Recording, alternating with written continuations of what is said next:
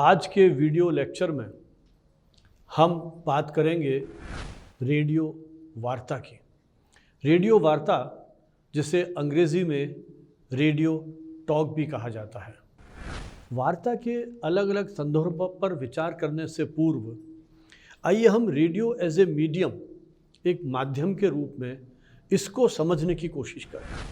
देखिए, रेडियो को प्राय ब्लाइंड मीडियम या अंधा माध्यम कहा जाता है। अंधा माध्यम कहने के पीछे भावना यह है कि जो व्यक्ति अपनी बात कह रहा है वो एक कक्ष में अकेले बैठा हुआ है और जो सुन रहा है वो भी सामान्यतः अकेला ही रहता है, या लिसनिंग ग्रुप में हो सकती है, लेकिन जो प्रसारण करता है और जो श्रोता है वो एक दूसरे से कहीं जुड़े हुए नहीं हैं। उनका जुड़ाव केवल शब्दों के माध्यम से, शब्दों की ध्वनि के माध्यम से है। इसलिए इसे ब्लाइंड मीडियम कहा जाता है। रेडियो की अपनी दुनिया है। रेडियो लगभग आज 1 सदी की यात्रा पूरी कर चुका है। अलग अलग समय में रेडियो के कार्यक्रमों का बड़ा वैविध्य रहा, लेकिन वार्ता बहुत लंबे समय तक एक लोकप्रिय विधा के रूप में मान्यता उससे मिलती रही है। रेडियो पर कई तरह के कार्यक्रमों का प्रसारण होता रहा है, चाहे हम बच्चों के कार्यक्रम की बात करें, चाहे ग्रामीण भाइयों के कार्यक्रम की बात करें, चाहे किसान भाइयों के कार्यक्रमों का संदर्भ लें, कार्यशील बहनों की बात करें। रेडियो की ये कोशिश रही है कि समाज के विभिन्न वर्गों की जो इच्छाएं हैं, अभिरुचियां हैं, उन्हें किसी तरह से पूरी करें। रेडियो नाटक भी किसी समय लोकप्रिय रहे, रेडियो रूपक भी लोकप्रिय रहे, रेडियो में साक्षात्कार भी है, परिचर्चाएं भी हैं, लेकिन वार्ताओं की अपनी एक विशिष्ट परंपरा है। वार्ता का वैसे शाब्दिक अर्थ हुआ संवाद, वार्तालाप, लेकिन यहाँ वार्तालाप एक पक्षीय है। स्टूडियो में जब वार्ताकार जाता है तो जहाँ एक जो व्यक्ति रिकॉर्डिंग कर रहा है, जो कार्यक्रम अधिकारी हैं या उसके सहयोगी हैं, वो उनको जैसे ही संकेत मिलता है वार्ताकार अपनी बात कहना शुरू कर देता है। तो जैसा मैंने आपसे कहा कि जो रेडियो के विविध प्रकार के कार्यक्रम हैं, उन कार्यक्रमों में वार्ता प्राय एक प्रमुख अंश रहा है। 30 मिनट का या 60 मिनट का कोई कार्यक्रम है। एक समय था जब युववाणी लगभग 60 मिनट की प्रसारित होती थी। बाद में समाचारों का प्रसारण होने लगा तो उसकी अवधि कुछ कम हुई। आजकल लगभग आधे घंटे का कार्यक्रम आकाशवाणी के अनेक केंद्रों पर वार्ता को लेकर के किया जाता है।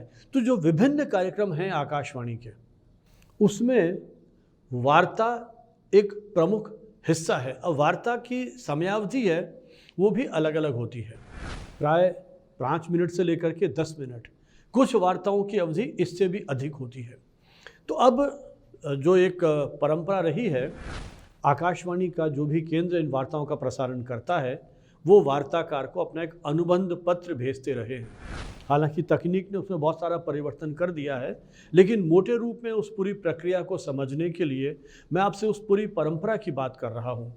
जब अनुबंध पत्र आता है और वार्ताकार उसकी स्वीकृति दे देते हैं, उसके बाद जब वो वार्ता तैयार करते हैं और वार्ता को लेकर के उसको रिकॉर्ड कराने के लिए आकाशवाणी के स्टूडियो में जाते हैं। अब जब उसको अनुबंध मिलता है, देखिए, जो वार्ताकार होता है वो सामान्यतः ये माना जाता है कि वो अपने विषय का विशेषज्ञ है। वो वार्ताकार चिकित्सा क्षेत्र का भी हो सकता है, वो वार्ताकार खेलों की दुनिया से भी जुड़ा हो सकता है, वो वार्ताकार साहित्य का अध्येता भी हो सकता है, विज्ञान का विद्यार्थी भी हो सकता है, मनोवैज्ञानिक भी हो सकता है। अर्थात जीवन के जो विविध क्षेत्र हैं उनसे वो जुड़ा हुआ हो सकता है। तो अब जब उसे अपने विशेषज्ञता के अनुरूप विषय दिया जाता है तो वार्ताकार के लिए चुनौती वहीं से शुरू होती है। पहली चुनौती तो जो कार्यक्रम का प्रस्तुत करता है, कार्यक्रम अधिकारी है, उसके लिए है कि वो जन रुचि या जनता की, अपनी श्रोताओं की आवश्यकताओं को ध्यान में रखते हुए उन्हें सजग, सचेत, जागरूक बनाने के लिए उचित विषय का चयन करें। जब विषय का चयन हो जाता है तब उस विषय को लेकर के उसके विशेषज्ञ के पास वार्ता का अनुबंध पत्र भेजा जाता है। जब हमें अनुबंध पत्र मिलता है तब हमारी चुनौती यह है कि हम वार्ता कैसे लिखें, और यही एक वार्ताकार की असली परीक्षा है, क्योंकि विषय का तो ज्ञाता है वो, उसके पास अनुभव की कमी नहीं है। और आज के दौर में मैं ये कहूँ तो किसी भी विषय को आप गूगल पे टाइप कीजिए, आपके पास हजारों पृष्ठ खुल जाएंगे। तो श्रोता किसी वार्ता को क्यों सुने? श्रोता उस विषय को जानने के लिए वार्ताकार के माध्यम से उसके अनुभवों और उसके विचारों के साथ वो अपने आप को साझेदारी निभाता है। क्योंकि जब हम वार्ता को सुनते हैं तो ऐसा नहीं है, इस समय चूंकि आप एक पाठ्यक्रम के विद्यार्थी हैं तो बहुत अधिक संभावना है कि आप बहुत ध्यान से जो आपके वीडियो लेक्चर जो भी जिस समय प्रसारित हो रहे हैं तो आप बहुत ध्यान से उनको सुन रहे हैं, क्योंकि आपको उस पाठ्यक्रम को पूरा करने के लिए उसकी अनिवार्यता है। लेकिन जब आप रेडियो सुनते हैं, वार्ता सुनते हैं, तो प्राय ऐसा होता है कि आप अपने दैनंदिन कार्यक्रम को जो भी आपकी उस समय की प्राथमिकताएं हैं उसके अनुसार उसका निर्वाह कर रहे हैं। हो सकता है आप समाचार पत्र पढ़ रहे हैं, हो सकता है आप मित्रों के साथ बैठ के चाय पी रहे हैं, हो सकता है आप बागवानी कर रहे हैं, हो सकता है आप घर के किसी और काम में व्यस्त हैं। आप अपने अध्ययन के साथ साथ कोई उपन्यास पढ़ते समय, पाठ्यक्रम की किताबें पढ़ते समय रेडियो को आप सुन रहे हैं, किसी वार्ता को सुन रहे हैं, तो आप बड़े अनौपचारिक ढंग से उस वार्ता को सुनने के लिए अपनी तैयारी करते हैं। इसलिए आवश्यक है कि वार्ताकार जब अपनी बात कहे तो उस वार्ताकार को अपनी वार्ता लिखने के लिए किस तरह के शब्दों का प्रयोग करना है वो बहुत आवश्यक है। वार्ताकार यदि सीधे धारा प्रवाह तरीके से बात कहता जाएगा, जैसे हम निबंध विद्यालयों में एक दौर में निबंध लिखना सिखाया जाता था, अब निबंध की भाषा और वार्ता की भाषा बिल्कुल अलग तरीके से है। निबंध गंभीर हो सकता है, वार्ता में गंभीरता तो होगी लेकिन उसकी प्रस्तुति बहुत महत्वपूर्ण है। आपका शब्द चयन इस तरह का हो कि उन शब्दों के अर्थों को समझने के लिए बार बार शब्दकोश का सहारा न लेना पड़े। वाक्य बहुत छोटे होने चाहिए, क्योंकि छपी हुई पुस्तक में छपे हुए आलेखों को आप यदि नहीं समझ पा रहे हैं तो फिर पिछले पृष्ठ पर जा सकते हैं, उन वाक्यों को दोबारा पढ़ सकते हैं, किसी शब्द के अर्थ पर अटक गए शब्दकोश का सहारा ले सकते हैं, किसी अपने मित्र को फ़ोन करके पूछ सकते हैं कि इसका क्या अभिप्राय है। लेकिन जब आप वार्ता सुनते हैं उस समय आपके लिए इस प्रकार की कोई गुंजाइश नहीं है। वहाँ तो आप उन वार्ताकार के शब्दों को सुनकर के अपने ढंग से उन विषय को समझने का प्रयत्न करते हैं। इसलिए वार्ताकार के लिए आवश्यक है कि वो वार्ता की लेखन में इस तरह के शब्दों का, वाक्यों का प्रयोग करे कि वो सरल, सहज, सुबोध और सुगम्य हो। क्योंकि वार्ता लिखते समय ये भी आवश्यक है कि आप अपने लक्षित समूह को ध्यान में रखें। आपकी टारगेट ऑडियंस कौन सी है, किसके लिए बात कर रहे हैं? आप बच्चों के लिए बात कर रहे हैं, आप युवाओं के लिए बात कर रहे हैं, आप गृहिणियों को संबोधित कर रहे हैं, आप किसानों को संबोधित कर रहे हैं, आप ग्रामीण दर्शकों को संबोधित कर रहे हैं, आप विश्वविद्यालय में कोई शैक्षिक कार्यक्रम के उसमें सहभागिता करके उच्च शिक्षा प्राप्त कर रहे विद्यार्थियों से बात कर रहे हैं, या बहुत नन्हे मुन्ने बच्चों से बात कर रहे हैं। तो आपको उसी लक्षित समूह की प्रकृति को ध्यान में रखते हुए अपनी वार्ता का आलेख तैयार करना पड़ेगा। उसमें सबसे पहली आवश्यकता है वार्ता की प्रस्तुति में रोचकता। आप शुरुआत कैसे करते हैं वार्ता की? बहुत कुछ आपकी वार्ता की जो सुनने की इच्छा है श्रोता में, वो तभी तय हो जाएगी जब वो उसके आरंभ को सुनेगा। आप किसी व्यक्ति के कोटेशन से अपनी बात शुरू करते हैं, किसी पंक्ति से शुरू करते हैं, किसी विरोधाभासी घटना से शुरू करते हैं। आपके प्रारंभिक जो अंश है वार्ता का, वही ये तय कर देगा कि आपका लक्षित समूह उसमें रुचि ले रहा है या नहीं ले रहा है। बिल्कुल नीरस या उबाऊ शुरुआत श्रोता के मुंह से तुरंत ये शब्द निकाल देगी, अरे यार इसको बंद कर दो, मज़ा नहीं आ रहा है, कोई दूसरा चैनल लगाइए, कुछ और सुनते हैं। इसलिए सबसे पहली आवश्यकता है वार्ताकार के लिए, या आप जो ये विषय का अध्ययन कर रहे हैं, रेडियो और टेलीविज़न दृश्य श्रव्य माध्यमों के अलग अलग फॉर्मेट की लेखन शिल्प को समझ रहे हैं, तो आपके लिए सबसे बड़ी आवश्यकता है कि जब आप रेडियो पर एक वार्ताकार के रूप में, टॉकर के रूप में जाते हैं, तो अपनी वार्ता को लिखते समय ये ध्यान रखें कि उसका प्रारंभ आपको किस रूप में करना है।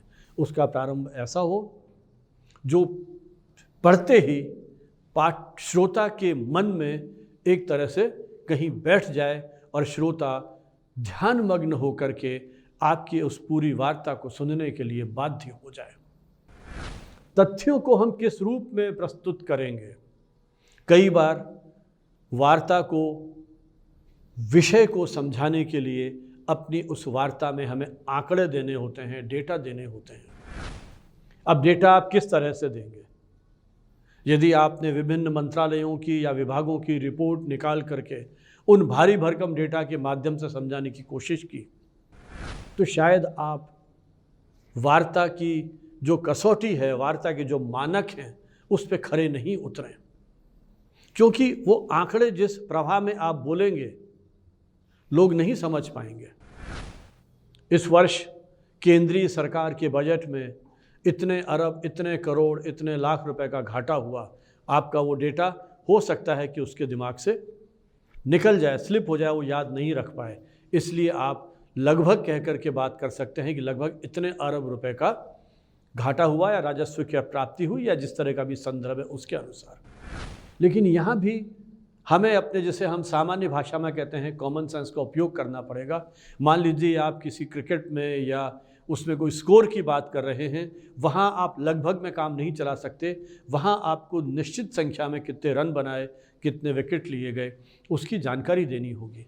लेकिन आप अपने अनुभव से इन चीज़ों को सीख जाएंगे कि अपनी वार्ता को लिखते समय हम तथ्यों और आंकड़ों का किस रूप में प्रयोग करें।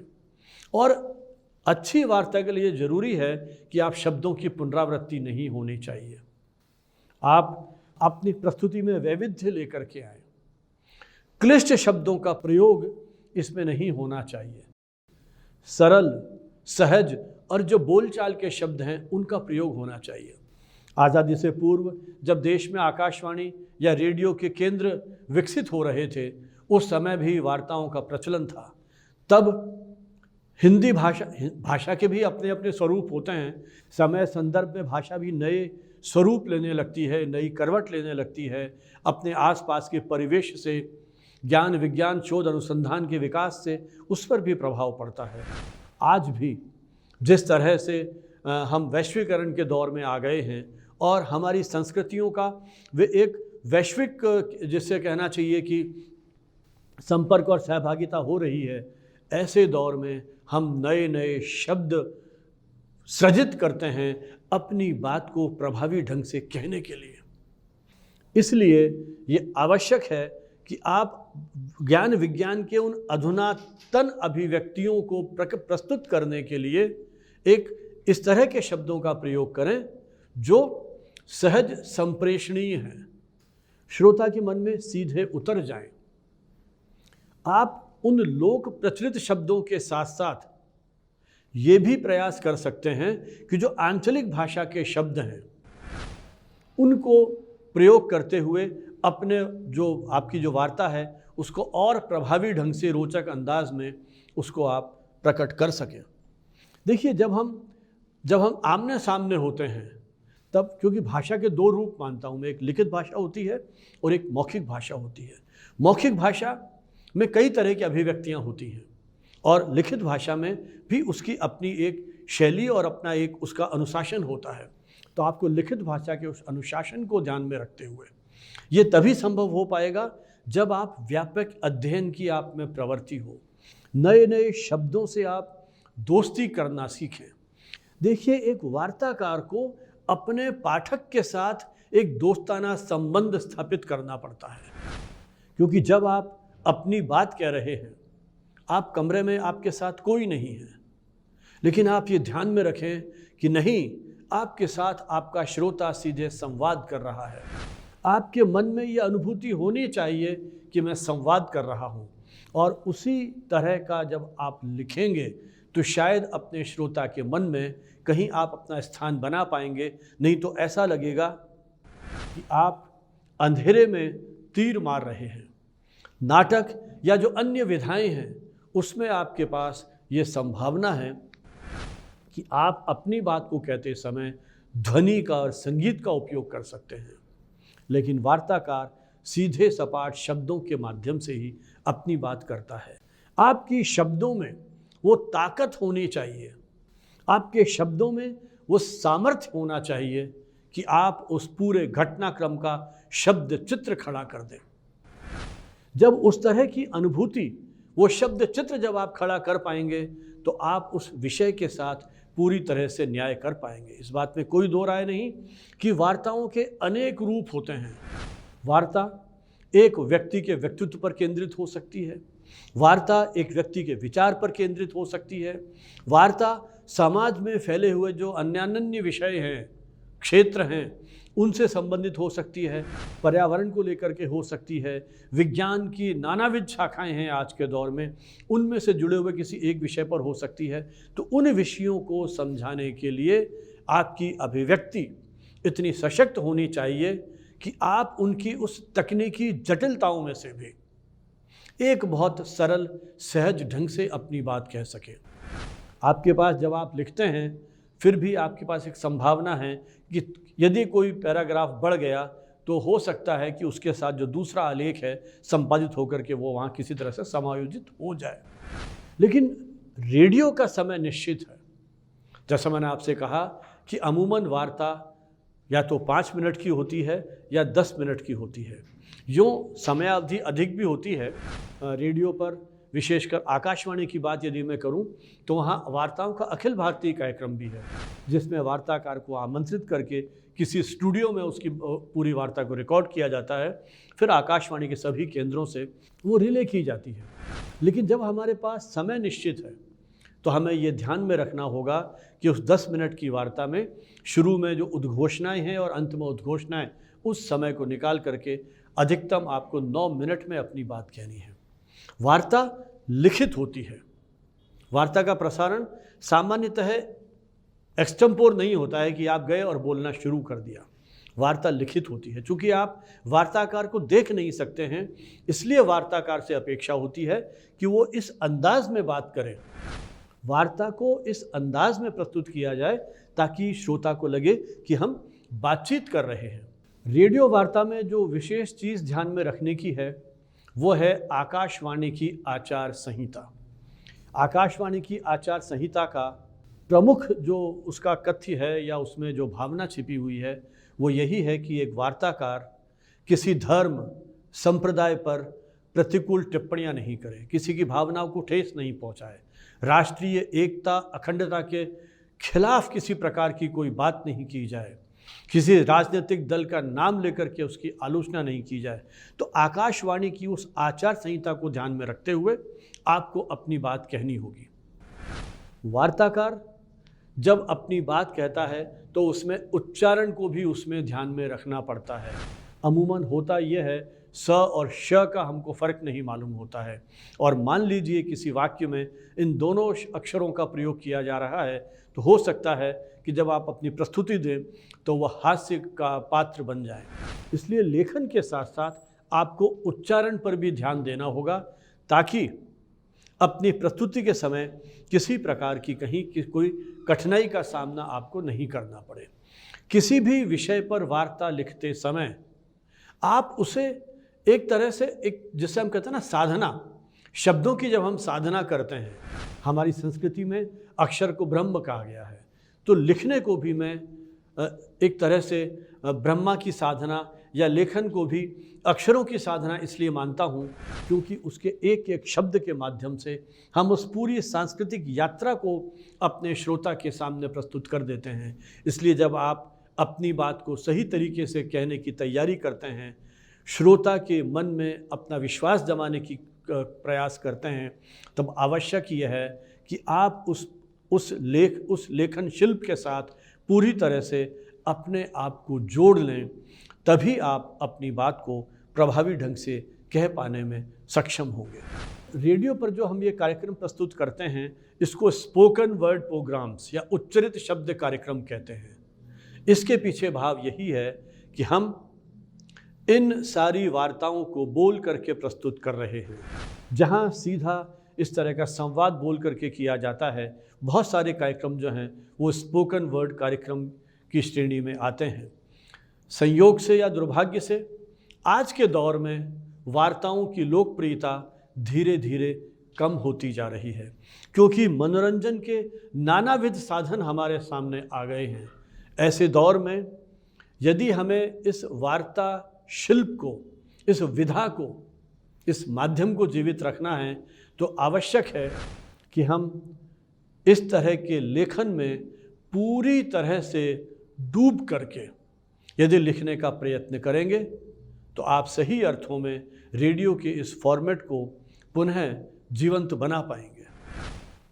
वार्ता लेखन के साथ एक चीज़ और जुड़ी हुई है कि जब हम वार्ता लिखते हैं, ये सही है जैसा शुरू में भी मैंने आपसे कहा था कि वार्ता में पद्य की अनुभूति नहीं होती है, पद्य नहीं होता है, संगीत नहीं होता है, लेकिन आपकी प्रस्तुति में ये ताकत या क्षमता हो सकती है कि गद्य में भी कहीं उस संगीतात्मकता की अनुभूति हो। रेडियो वार्ता चूँकि श्रव्य माध्यम है, श्रव्य रूप है, इसलिए ध्यान रखें कि आप लिखते समय जब अपना प्रयोग करें तो निम्नलिखित, जैसा कि ऊपर कहा गया है, इस तरह की अभिव्यक्तियों का प्रयोग नहीं करें। तो एक रेडियो वार्ता का ये एक प्रमुख शिल्प है, जहां आप निरंतर अभ्यास के माध्यम से कोशिश कीजिए, जिस भी आकाशवाणी के केंद्र से आप जुड़े हुए हैं, जहां भी रीच है, उन केंद्रों को सुने, उनकी वार्ताओं को सुने। और चूँकि इस रेडियो के साथ बहुत सारे साहित्यकारों का अंतरंग संबंध रहा है, उन्होंने इस विधा को जीवंत बनाए रखा है। रेडियो वार्ता एक रेडियो के विशिष्ट स्वरूप के रूप में जिस तरह से विकसित हुई है, इसकी एक पूरी बरसों की परंपरा है और आवश्यकता है आप अपने सुचिंतित प्रयत्नों के माध्यम से, लेखन के माध्यम से इस विधा को जीवंत बनाए रखें और आने वाले समय में इस विधा को अपना करके आप ज्ञान विज्ञान की जो ये अनवरत यात्रा है, इस यात्रा को, इस परंपरा को इसी प्रकार जारी रखेंगे।